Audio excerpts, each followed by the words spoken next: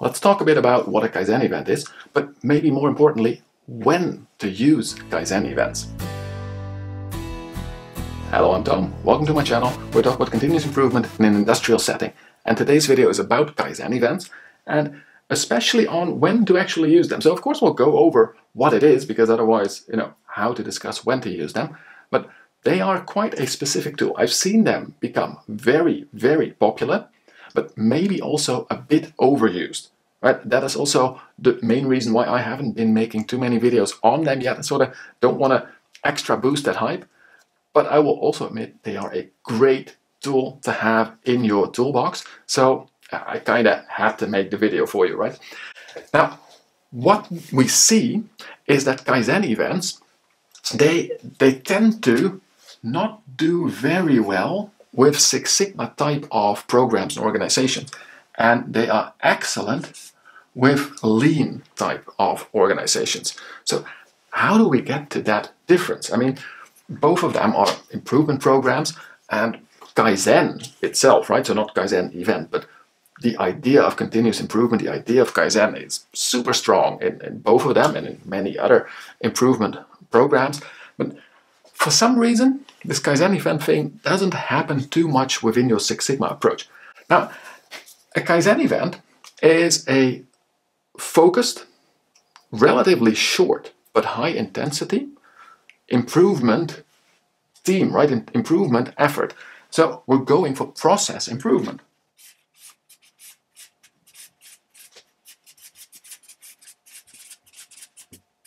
So if we're improving processes, which Six Sigma loves to do, I mean, that's the bread and butter of Six Sigma, is getting processes that are so stable that they only, if they're centered, make a defect once, twice every million pieces. So you get those nice 6 standard deviations away from your specifications.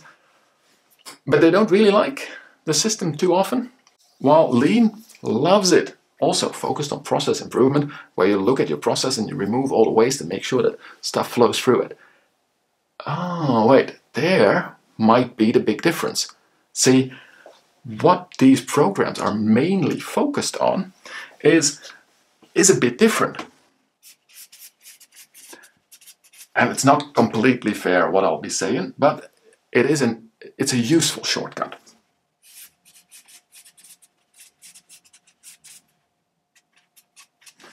Looking at the machine versus looking at the organization. Of course, Six Sigma also looks at organization and people and training and stuff like that. Lean, of course, also looks at the machines and what you need to take out of there to flow faster. But Six Sigma is really focused on making sure that the production part, the machinery sort of process, that part is very stable, that you don't mess up any of your production type of processes.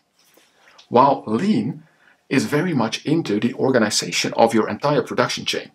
Now, of course, machines play a very crucial role in there, and you will definitely be looking at good machinery. And defects is definitely also one of the ways. That's the thing, right? Defect is one of the 7 wastes in Lean, while defect is the thing that Six Sigma tries to eliminate. So there is this different focus.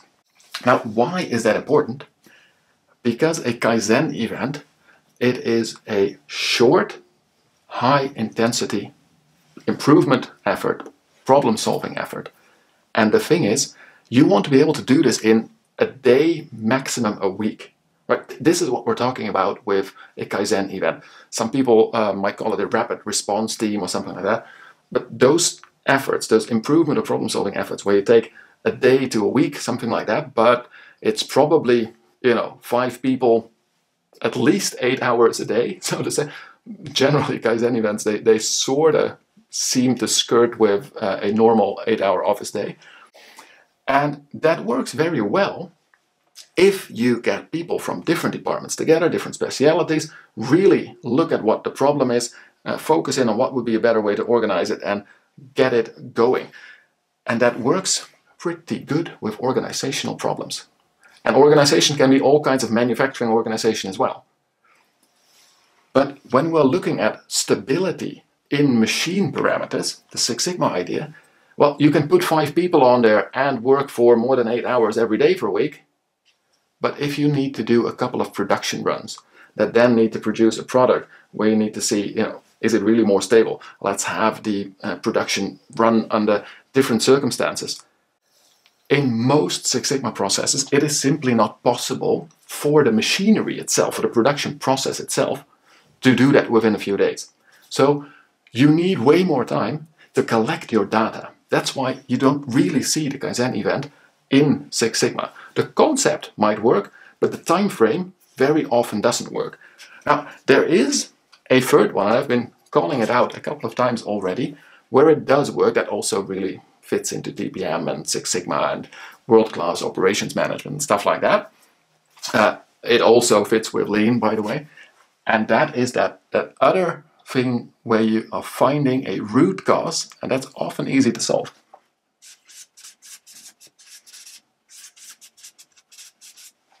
And maybe I should also really specify that it's about root cause problem solving.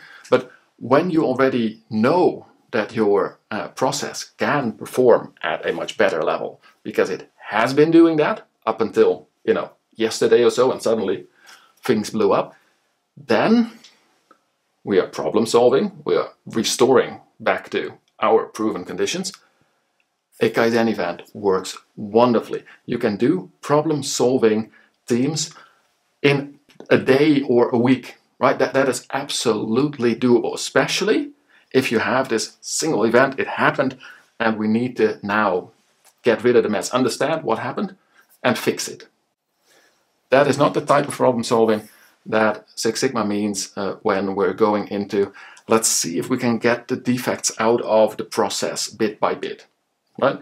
Things that have been in there for years, Six Sigma Lean improvement, process improvement, not problem solving. But these, they work because usually you don't need to measure the process for days on or weeks on end. You might have to order stuff that takes a bit longer to get there, and then again, it doesn't really work, but at least you can do all of the prep work and all of the actual thinking of the countermeasures. You can do it within a couple of days, but for most of your root causes that you have to find and then fix, it works with a Kaizen event idea. And that makes it a really strong tool to use.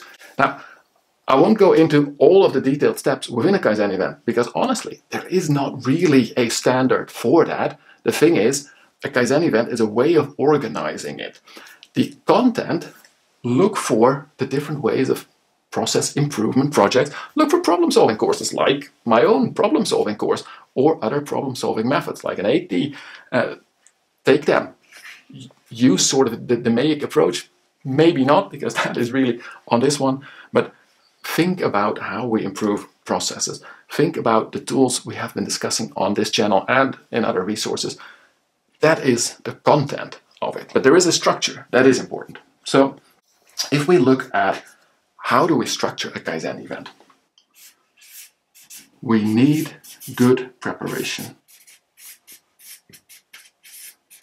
Now, that should not take too long because one of the best things to do is to go with a problem. Although if we are looking at more of an organizational improvement because we want that and we know we need to get some different departments together, then take more time, right? So you can definitely, if you see that there's something with the information flow between your customer service, planning, production, and logistics departments is just not jiving, if you're going to go in there with a quick team, you're going to step on so many toes. So those type of projects, those type of Kaizen events, you really need to prep them well. Get yourself some manager buy-in and get yourself resources from the different departments. So this is all about buy-in and resources, commitment, so to say.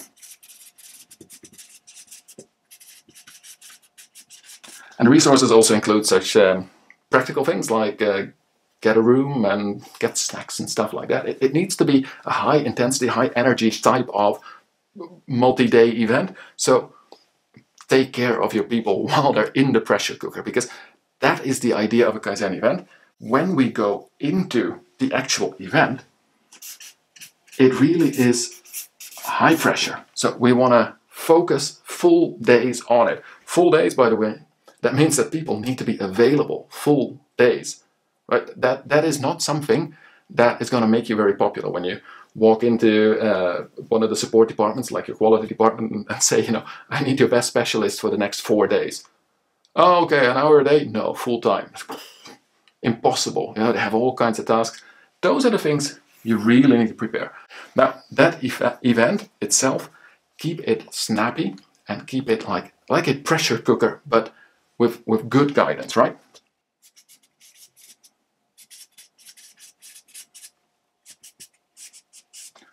But keep it fun as well, because otherwise people will quickly burn out from it and you will not get your results.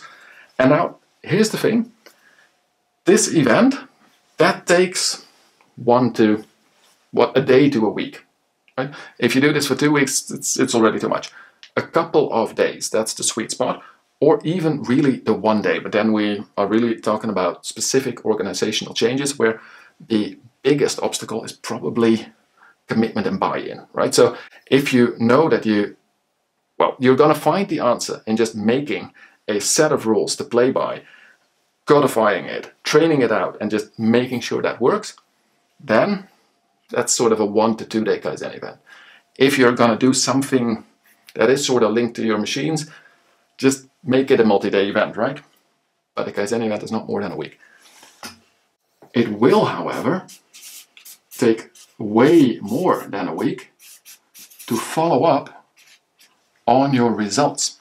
And that is also super important. So after you've done the Kaizen event itself, you still need to follow up. During the event, the team members should already think of how do we, train, that has to be done within the event, but how do we check afterwards that it works? And how do we provide aftercare?